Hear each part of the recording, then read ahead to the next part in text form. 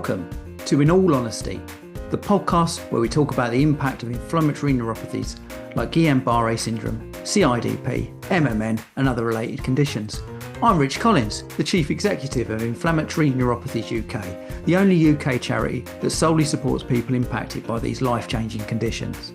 On each episode of this podcast, I'll be joined by someone who has something to say about inflammatory neuropathies. We will have some very honest chats, and I'm sure there's going to be some tears, mainly from me, along with some laughs. If you want to know more about what Inflammatory Neuropathies UK do, then head over to www.inflammatoryneuropathies.uk. Hi everyone.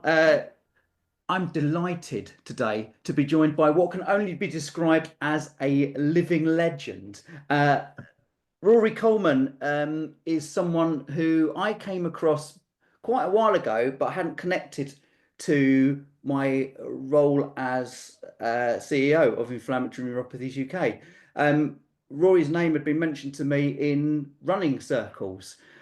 He trained someone I know to do the Marathon des Sables. He had been featured in many of the magazines I'd read, but I hadn't put two and two together. And then at the cycling and the outdoor show this year, I was wandering along, talking to a few people, and then this man starts waving at me.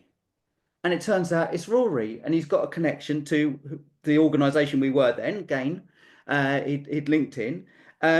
So after a brief chat and hearing Rory's story, I thought, come on, this is the perfect person to get onto our new podcast. So welcome, Rory. How you doing? Thank you very much. That's a nice intro. Thank you.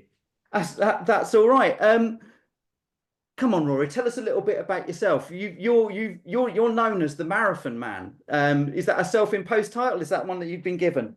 I think maybe it's been given over the years. It's interesting actually. It's London Marathon yesterday, and I look back, and it's 30 years since I did my first London Marathon back in 1995. And since then, I've run 1,215 marathons. So I've done an enormous amount of running. I'm 63, and I came into running quite late. I was 31, and I think I was the original couch potato. I drank too much, ate too much, and smoked too much, and then one day had this sort of, I don't know, a road to Damascus feeling where it was just like, I need to stop doing all this nonsense and get fit. And loved the journey that much that I ran the London Marathon, and then kind of ran one the next week and the week after and the week after that. And then over the years, I discovered the Marathon des Sables, which you mentioned, aka the world's toughest foot race. In the Sahara Desert, in the southern Sahara Desert, 250k, 6 stages, one of which is a double marathon, but basically you're running a marathon every day of the week, in temperatures up to, I don't know, 50, 55, carrying everything that you need on your back. And I now spend every single day of my working life talking about Marathon des Sables, because I've just spoken about it today.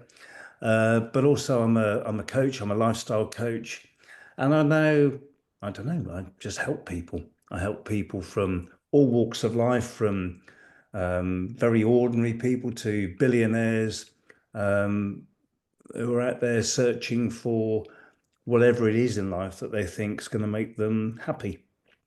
And what astounds me is how nonchalant you are about the fact that you've run that many marathons and you've done that many ultras, and the amount you do to change people's lives. So it's helping people do something extraordinary. Oh, that's the best. What you've done is extraordinary.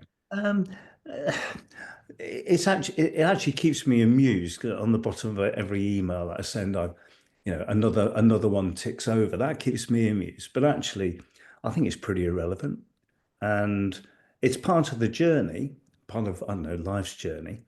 But certainly now, if you're invited into other people's worlds, which I am, on a daily basis, that's a really privileged place to be. As you know, people tell you their most intimate secrets, in this room. And it's a very private place. And I just have lots of conversations, and it, the subject is random, but the common theme is that it's one person's life, it's one person's journey, and I'm invited in. I mean, I think that's very humble of you, because you do a lot to change people. And I know my friend Darren, who you trained to do the marathon to Sables, he speaks incredibly highly of you, often. Um, but what's more extraordinary and blew my mind when we had a chat was that you've been through you've been part of an inflammatory neuropathy journey yourself. So you've had, well, we were speaking beforehand. We think it's GBS, might not be, but you've had an inflammatory neuropathy. Can you tell us a little bit about your experience with that? Well, it's interesting actually, because I think in life we never plan for failure. We never plan for failure. We never plan for illness, and we think that life's going to be plain sailing. And I thought it was like that. I thought it was going to be plain sailing. I got to marathon 976. Okay, so I reached this thing, and I thought, oh, in September. This was in April, and in the September I thought, oh yes, Robin Hood Marathon, one of my favorite road marathons. I'm going to do my 1,000th marathon. It's going to be epic. My wife's going to be there. My daughter's going to run with me. I'm going to push the buggy with two of my little ones in it. It's going to be fantastic. I did go to Marathon de Sable, and I'd like to say it was a tough year. It was tough. It was very sandy, funnily enough.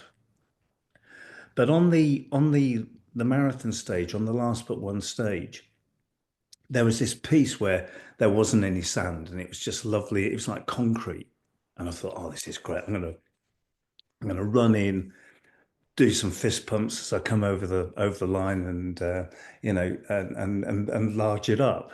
And I started running faster, and then this French guy started running alongside me, and he started to speed up. So I sped up, and then he sped up. And when we got to the line, he outdipped me. So one of my friends emailed me, "Oh, I saw you get outdipped on the line." But I got to the line, had a nice time, went back to the tent where this communal tent where we sleep, and I couldn't catch my breath. And I was, had that shortness of breath, that asthmatic feeling. And after about half an hour, I thought, I'm in trouble here. So I went to the medics and explained in my basic French that I thought I was having an asthma attack, and they put the oxygen mask on me, and it was like 88, which would take me to casualty in the UK. And bravely, I just put the oxygen mask on, was on there for about 3 hours, got up to about 97% SATs, and said, right, I'm off, finish the race. Came back to the UK, and my wife was like, oh, you're always away, you're always running. I said, "Come on, we'll go away. We'll go away for the weekend." The weekend was sunny Malvern, one of those places that you go when you're kids, and went there, and the bed was unbelievably uncomfortable. Unbelievably uncomfortable. I thought, God, my back's on fire in this bed. So I took a few paracetamol. Nothing touched it. It was really, really painful. Came back home after the weekend and started to feel that almost drunk feeling, a bit of a drunk feeling. I drove myself to the local hospital, University Hospital Wales, and they sort of said, "Oh, you've got a bad back. Got a bad back. Here's some cocodamol. Off you go." 2 days later, it was worse, and I went back, and they said, "Oh, actually, you've got a really bad back. Here are some bigger tablets." And they didn't do any of the standard neuropathy tests or whatever. They just sort of said, "Oh, you got that back." Um, and then the next morning, I was in real trouble. I'd lost my balance a little bit. So I phoned my GP, and the GP said, "Look, get down here. You're only 5 minutes away. Get down here, and I'll see you." It sounds bad. Jumped in my wife's car, little Citroen car, got to the end of the road, and actually my feet wouldn't hit the pedals.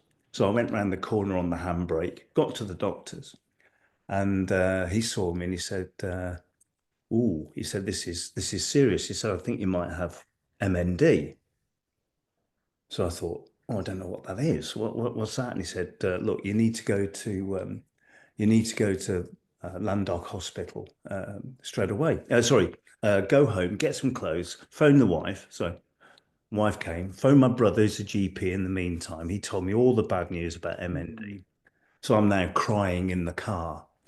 And the doc came out and he tapped the window and he said, "Look, there's good news, bad news. The good news is you haven't got motor neuron disease." So I'm like, "Oh, phew, that's great."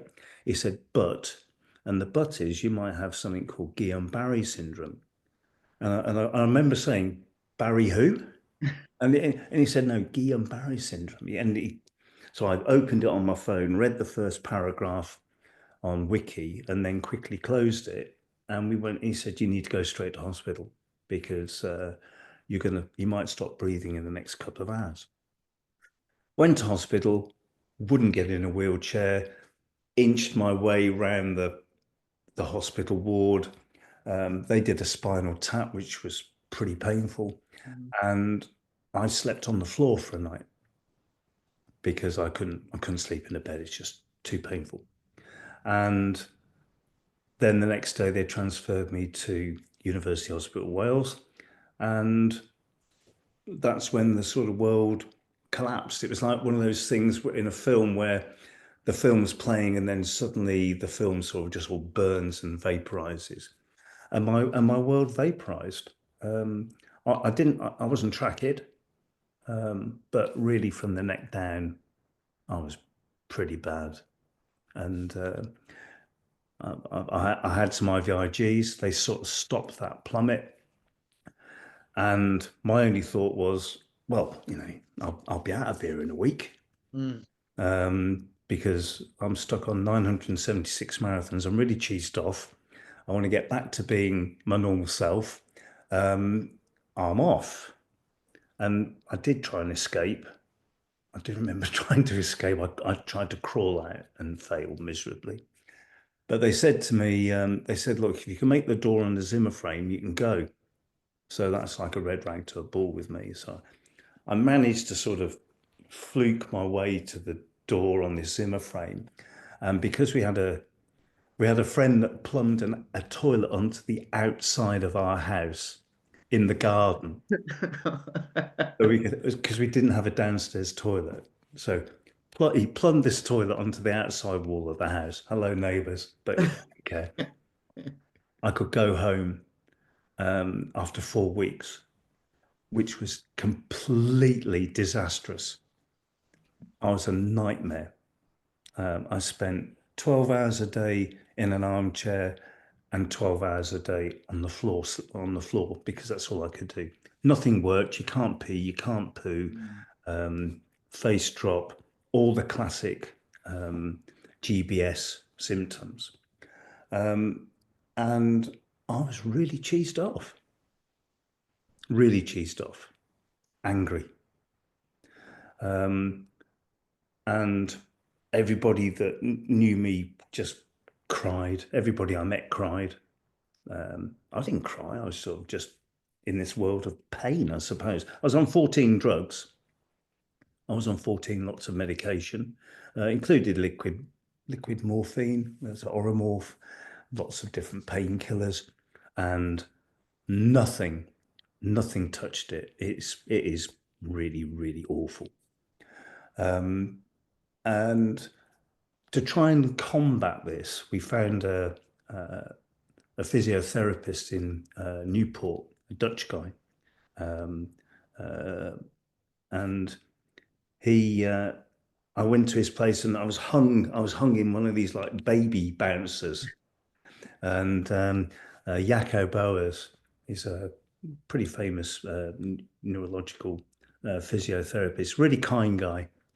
And I went there and I was in this sling, kind of walking up and down his building, being really upset, picking up a foam little brain toy out of one bucket, walking down the room, which took ages, dropping it into another bucket, and then picking one up and going along and repeating the process for about an hour and a half. In a lot of pain, a lot of anger. And eventually he said to me, he said, how do you think you're doing? How do you think, how's it going? And I remember saying, not very well, Jaco. He said, do you think this is going to get fixed in your time frame? And I said, I don't think so. He said, do you think you need to go back to hospital? And I said, yeah. So he phoned the hospital and I said, can I come back, please? And I said, I'll behave. I promise to behave because I was pretty awful. And they said, yeah, you need to come back. And when I went back, they said, oh, you've actually got the SIDP again. That's the subacute inflammatory demyelinating polyneuropathy. We think you've got it again, but since you're in here, we've spoken to Dr. Mary Riley in Queens in London, and actually, if we give you a massive dose of prednisolone, we think it's going to help. So I went back on the IVIGs, back on the prednisolone, but I made this mental change. And I thought, if I'm meant to be like this lifestyle running guru type person, if I can't fix myself, how on earth can I fix other people?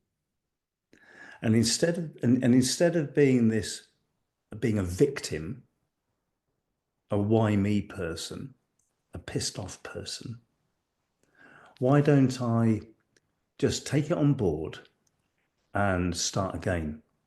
Now, my son, who's 10, he was learning to walk at the time. And I looked at him and I thought, well, children don't just suddenly walk. They don't just go crawl, stop, stand up and walk. It takes them about 6 weeks to learn to walk. And I thought, well, hold on, there's got to be something in this. And the physiotherapy in hospital is about 5 minutes a day.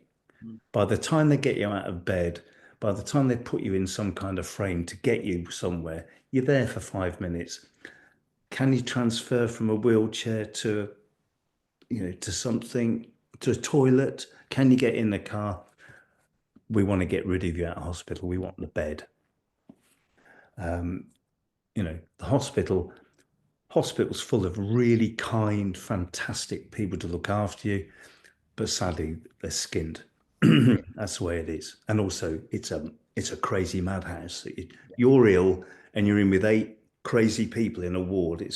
It was bonkers.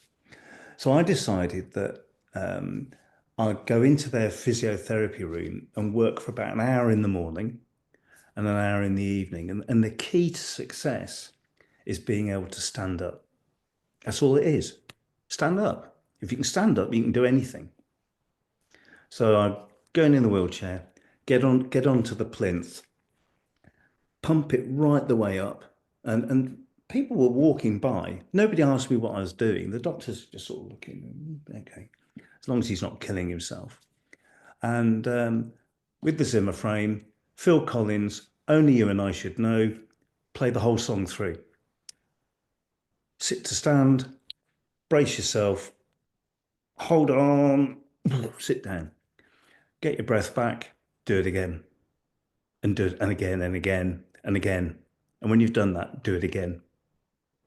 For hour after hour. And I worked out if you could stand up, you could then take a step. And if you can take a step, you can take another step. And if you can do that, you can walk. And if you can walk, you can run. And maybe get out of there. So over the course of a weekend, I learned to stand up. Took me 3 days, a lot of prednisolone, which really helped. And then luckily, I went to another hospital, a rehab hospital called Rookwood, and they helped no end. Really did help no end. It was based in like an old military hospital in Wales. It's very, I say ginger. It's like one of those places. But we were there, and they had what they called a gym. Basically, it was some parallel bars, some exercise bikes, and whatever. And I worked with a lady, and she was pretty harsh. She's probably what I needed. But I remember taking 4 steps. I thought, right, I'm going for it. 4 steps, did the 4 steps, fist pumped, and I thought, right, this is it. I'm out the wheelchair. On Friday, I'm out the wheelchair. That's it. It's going in the corner of the room. It's going in the scrapyard. That's it. I'm never going in the damn thing again. The week after, I'm on crutches. They're going to go. The week after that, I'm on sticks. The week after that, I'm on leg irons. And the week after that, I'm gone. That was the plan. Mm. Um, I, I did start wandering around the hospital. They could never find me. And then eventually, after another 4 weeks, I walked home. All the way, how far was that? About a mile and a half. In 4 weeks? Yeah, my wife said to me, I said, what the hell are you doing here? So just come home. I need a coffee, and I need to go, and let's have a coffee and I'll go back. And they were really, the hospital were really good about it. They kept a bed for me. But I walked home, and I started walking 10K a day. I thought and the more you do, the better it is. I did thousands of sit to stands. I'm not kidding, thousands. Sit to stand, sit to stand, sit, and lower and lower and lower, trying to get the strength back in my quads, because it's my quads that were bad. They really were bad. And then, like, I don't know, like most runners, um, I went and did park run, a very wobbly park. I was last. I was cheesed off. I was last. I bet you were. My wife was behind me with the wheelchair. Technically, she was last then. Well, I suppose so. Everybody was going, yeah, it's amazing, you're brilliant. What a transformation. I was going, oh, it's bloody last. This is really bad. But then I think, oh, when was that? Yeah, about 3 weeks later, I did the Cardiff half marathon. And Where then, did you come? oh, I don't know, I did 2 hours 54. That's not bad. Well, Not bad at all. um, well, the year before, my wife Jen was pregnant, and we stopped every mile so she could have a wee. It was one of those, she was like 8 months pregnant. So I'd helped her around, and then on this, she helped me around, and my thing was run a mile, walk a mile, run a mile, walk a mile, and kind of get to the end. But after 4 miles, she said, "You're not walking today, are you?" I said, "No, I'm not." So I'm going to run every step. And I ran every step. And then 3 weeks after that, I did the Beachy Head Marathon. So what's this? How long is this since coming out of hospital then? Like I 9 came weeks? out on September the 1st, and by October the 24th or something, I'd done a marathon. I mean, that's remarkable. It's absolutely remarkable. And I imagine most people listening to this, well, one, they'll be going, yeah, I get that story of the diagnosis, because that's very similar to a lot of people get, lots of times going to the hospital, not getting anywhere, misdiagnosed, not normally with MND. Some people get that, but that's pretty nasty. I'd have a word with your GP. He's giving you this, and then making you drive home. But Well, the thing is, they just don't know. I mean, that January, there were 10 cases of Guillain-Barré syndrome in Cardiff. your GP will see one, maybe two cases in their entire career. So exactly. they're not going to pick up on it. People Oh, don't no, know about no, this. So no. it is because it's super rare. But Yeah. I guess a lot of people will also relate to that frustration of sitting in hospital and the physio's not really doing much. Probably wouldn't have gone home during it, Okay. but I'm I'm not here. glad you saw sense and went back. But that's a remarkable turnaround in terms of recovery. And you know, it sounds to me like perseverance was the key for you of getting down there and I mean, I don't advise anyone going down to the physio room and doing things on their own without supervision. That's not a good idea. So we're not saying that's a good thing to do, but it worked for you I because think you have to find your way out, Rich. All right. yeah. So I think what happens is in life we tend to build this. It's like building this amazing wall. You're empire building all the time, and then when you have a neuropathy, it's like somebody's kicking those bricks off. Mm. Like someone's and you're trying to rebuild it while it's all failing. And the best thing to do is just to go, right, do you know what? Right, let me get back to absolute point zero. Right, today's the day. It can't get any worse. Can't get any worse than today. Right, okay, I'll start fresh. I'll start afresh. What can I do? Now, in the back of my mind, um, I was ill. It's just coming up for my 9 years actually in a couple of days. I was ill May. I was better by October, and I went back to Marathon de Sable. I got that in my mind. I thought, no matter what, and you need a goal. You need something to. You do need something to focus on. And I went back. I was really wobbly. I wasn't very good coming down the hills, but I went back and I finished about 900th out of 1200 with a blue badge. So for the 300 people behind me, they should be really embarrassed that somebody with a blue badge beat them. Um, but you need something that's going to drive you on to get the best recovery possible.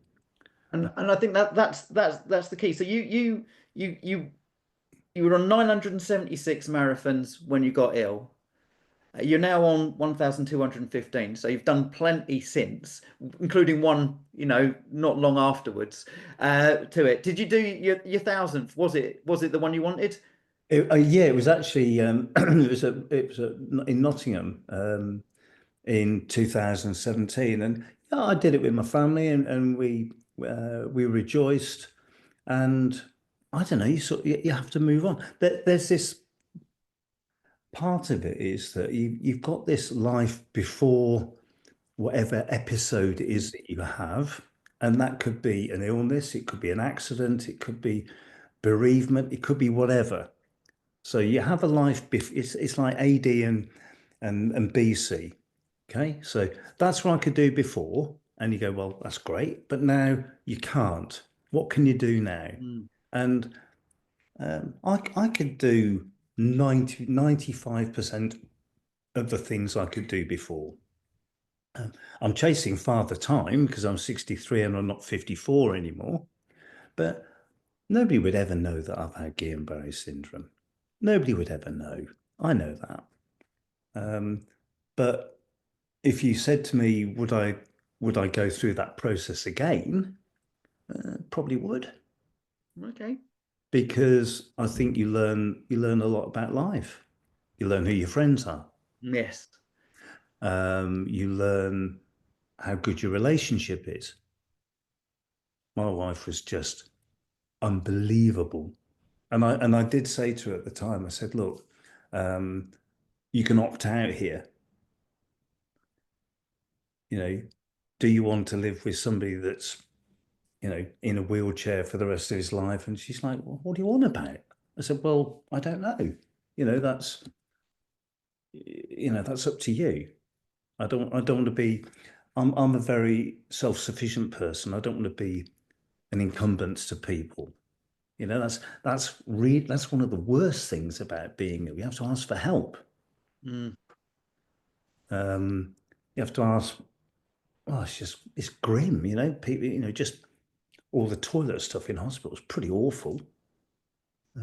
But the people there are fantastic. Living in a wheelchair is really grim. All the pavements in Cardiff slope, I can tell you that. They all slope towards the road. Anywhere you go, it's really difficult to steer straight. And there's never drop curbs where you want them. There's never a drop curve when you want it, and also there's never a toilet Mm. that you can use that's remotely clean. Mm. Um, it was harsh. It's yeah. I mean, this is I think this is the thing, isn't it? It has people will comment about the physical side of things, and physically it is, it's a horrendous condition that leaves people with, long term. It's life altering, but we don't talk enough about the emotional impact of these conditions and that. So I know you were left with some physical residuals. How did you cope emotionally? I mean, you've spoken about how hard it was, but afterwards. So do you think your diagnosis has impacted how you look at things, from a mental perspective? I don't suffer fools. Okay. Or I didn't suffer fools. I think it actually made me less tolerant. And I'm really quite happy to say what I think nowadays. Which I don't know if I think we tend to dance around the subject a lot. And I think it helps with my job. I just ask people, you know. Um, and I think it's good to be honest. It's good to be honest about things, isn't it? I think there's a lot of fluff. I think we aren't honest enough when people do. We're all very British, and if someone says, "Are you all right?" we go, "Yeah, I'm all Yeah, right." no problem. I've lost a leg. Oh, no, I think it's quite good to reach out. I think it's very difficult when you're in a situation where you have a condition, not an illness. You have a condition that actually nobody really knows much about. And also it's a situation where most people are victims, Mm. and they're not offering a solution. So it's like, have you tried this? Have you tried that? What are you doing? Are you doing some physio? What medication you're on? And I I've spoken to lots of people are on that Guillain-Barré journey, Mm. and there doesn't seem to be like one common thread.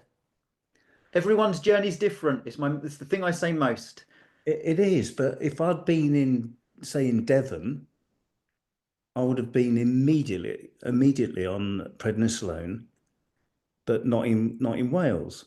There's a real postcode lottery, and it's all depends on what if you've got a specialist who understands locally or access to specialist support, and most people don't, and that's a real problem, a real problem. Yeah. But having been through that journey, and also it it's very easy to be an armchair critic on things. So, if you haven't had a neuropathy, if you haven't had it, you don't know. You know, it's one of those things. If you haven't been there, you don't understand what it's like. And I think that's something which is good to share with other people that are in the same situation. Mm. I worked last year with a lady client, because I thought, well, it's time to give something back.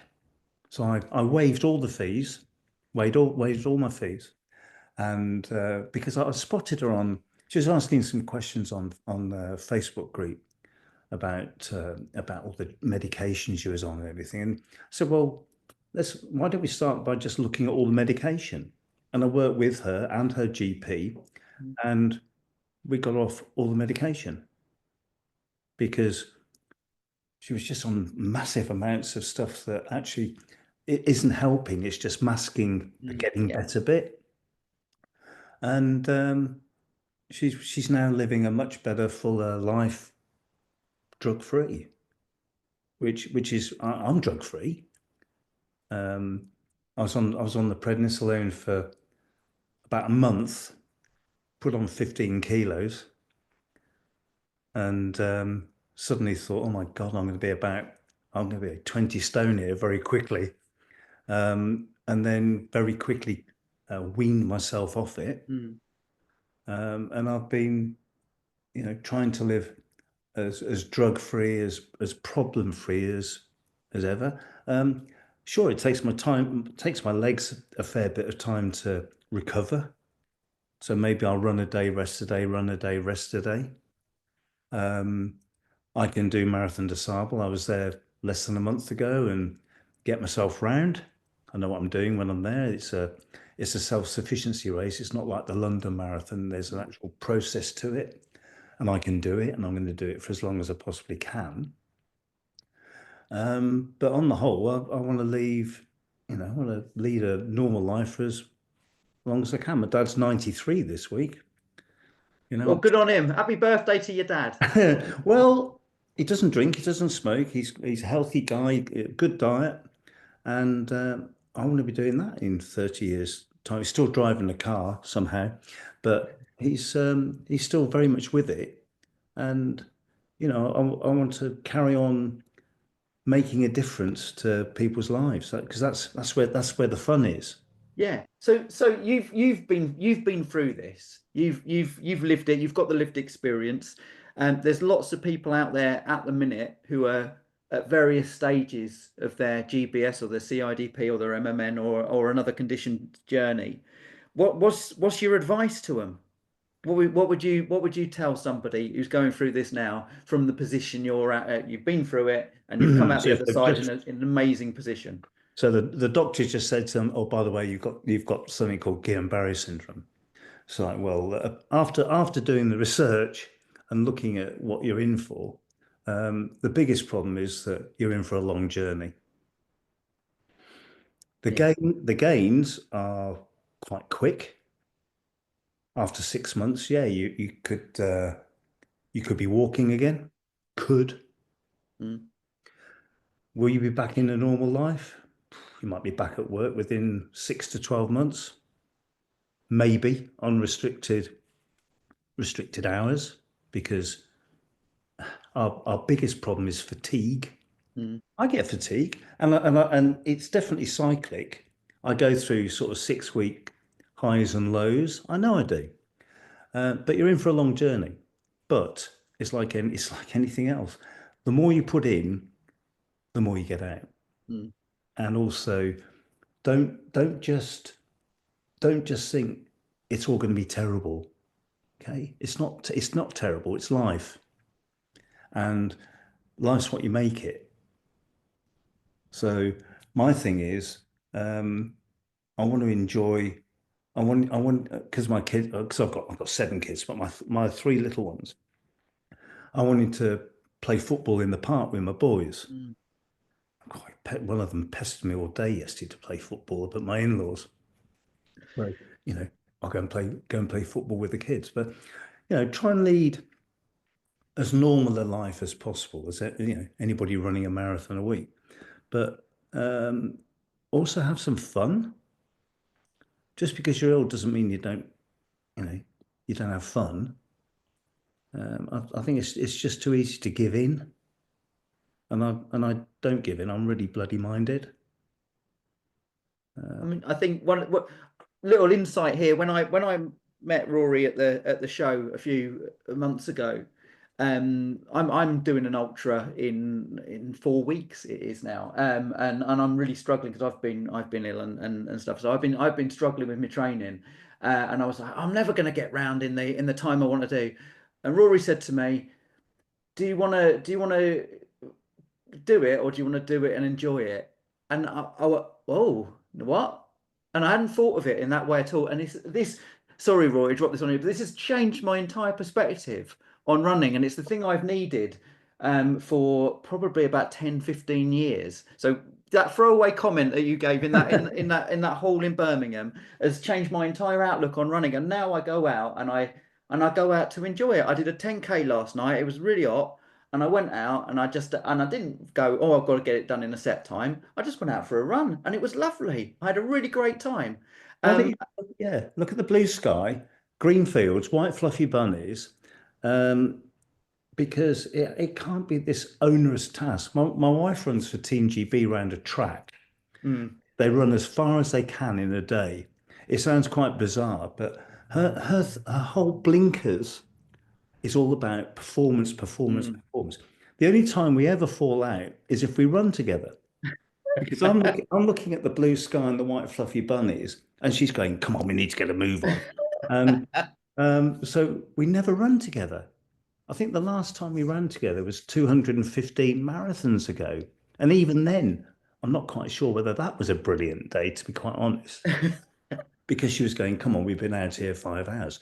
I don't care how long it takes me to go around a marathon nowadays. I'm certainly not, my 3:24 PB. I'm not, but that was 1996. It was a long time ago. This is, we're 25 years on from the millennium. It's the world's a completely different place. Mm, Um, but we're in a place now where we can share. It's easier to share information. I'm going to read a book to find out what mm, Guillain-Barré syndrome is about. Um, just you can ask me. Anybody can ask me. It's dead easy. And I'll give you my take on it, or you go and find somebody like Yakko that understands. mm. You know, he's been there and he's helped people over the years. Um, I just think you've just got to try and make the most of stuff. Um, it's a very simple philosophy. But it's a good one, so let's take it and run with it. I am now. Yeah. So what's next? You've just come back from the Sahara again. You've got another medal to add to that collection. What's next? You got any other big plans? Um, well, I'm very lucky actually. The organisation, I've worked with the organisation for the last 12 months. That's why I was at the show.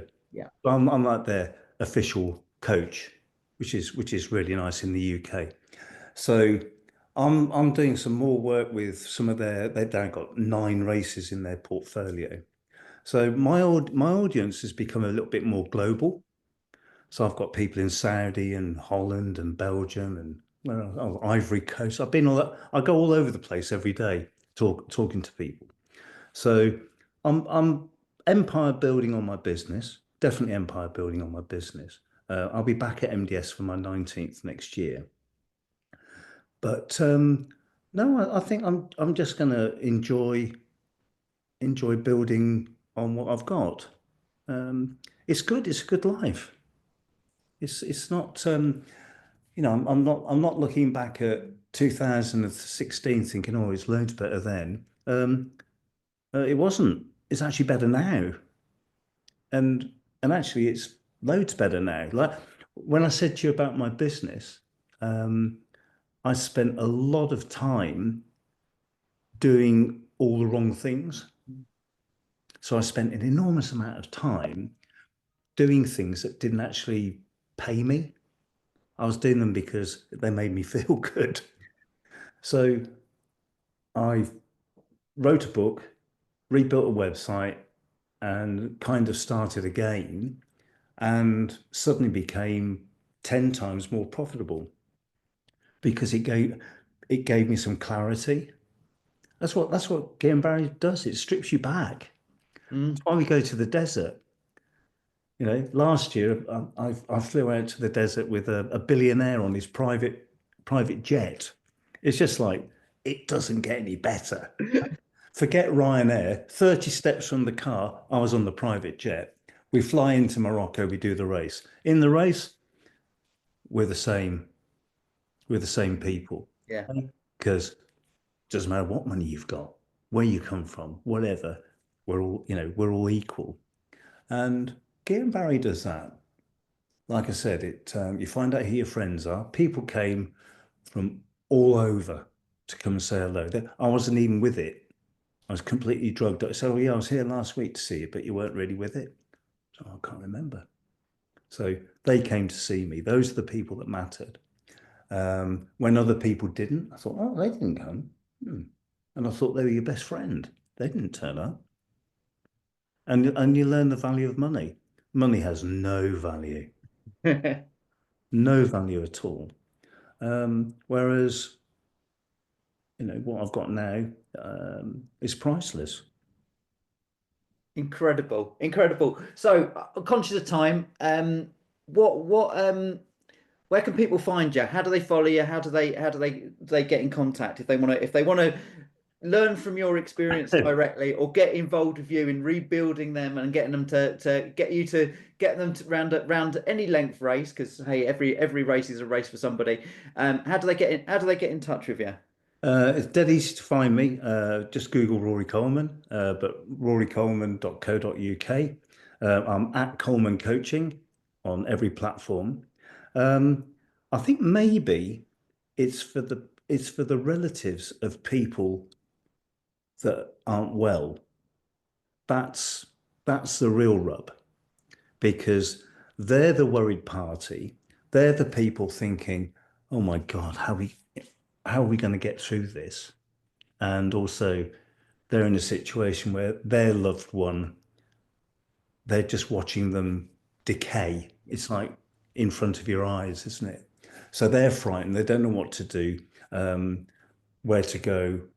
Um, I love talking. I love talking to those people and sort of saying, look, there is a way out of it. I won't tell you my story. That's the way that I did it. I'm not saying it's the right way to do it, but it's a way. Um, but do your research. Do your research. If you want to run across the desert, teach you to run across a desert. Um, but even then, all the people that I coach, telling them what rucksack to carry or what running shoes to wear is that's not the juice. The juice is you're going on a journey with somebody in their world, and you're taking them from sort of point A to point B. I didn't have anybody in my world. No, nobody. I've got my wife. She's good support. I've got friends, they support, and obviously I've got my community of people. Right? I did feel very alone in it, and came up with my own structure on things. Luckily, I had the Olympics, the Euros, and something else, and the hospital had fantastic Wi-Fi, so I could isolate myself to the surroundings of the hospital, which is it's harsh. It is Not the harsh. best place to be, is it? Uh, It is for some things, not for others. uh, it's not if you're in there for 5 months. Nah, it's a long time in it. It's a long It, time. it is. That's why you kind of start walking home, um, or and then you have to readjust into life. You have to redo your driving test. Mm. With the instructor, I gave a hard time on the speed awareness course. I found out, but that's part of the humor of it, and you know we are we're British about things. We are quite dark about Mm. the humor on things, and there is light. There is light for anybody with a neuropathy. There is light at the end of the tunnel. It's One, just one of the things that I think you mentioned it just now, that whole thing about you didn't have anyone who'd been through this experience, that whole sense of community and our inflammatory neuropathies community is incredible, and it's something that I've since I've been here, I've seen and it impresses me every single day is how people do come around and how important it is for somebody with one of these conditions to have met and spoken to somebody else who's been through the same thing, because you wouldn't in general life, because there isn't anyone. You're not going to bump into someone who's also had a very rare condition like you have. It's very rare that it happens. we're So we're, we're needles in a haystack, aren't we? yeah, so it is important that we bring together, and I'm delighted that you're part of that community. Not because you've had it, because that's horrible, and I wouldn't wish that on anyone, but that you can bring your light to it, which is amazing. So thank you so much, Rory, for your time today. I do appreciate it. It's been absolutely amazing to chat to you. So thanks again. And if anyone's out there who wants to get in touch with Rory or wants to hear more from him, let us know, and we'll put on some events where Rory can talk to everybody and answer some questions. So brilliant. Thanks, Rory. You look after yourself, Will and do. I'll speak to you soon. Thanks, Rich. Cheers then. Thanks. You've just listened to an episode of In All Honesty, a podcast made by Inflammatory Neuropathies UK. It was presented by me, Rich Collins, and was produced by Chris Morton. To find out about what we're up to at Inflammatory Neuropathies UK, head over to www.inflammatoryneuropathies.uk or check out our socials at InflamNeuro UK. That's at INFLAMNEURO UK.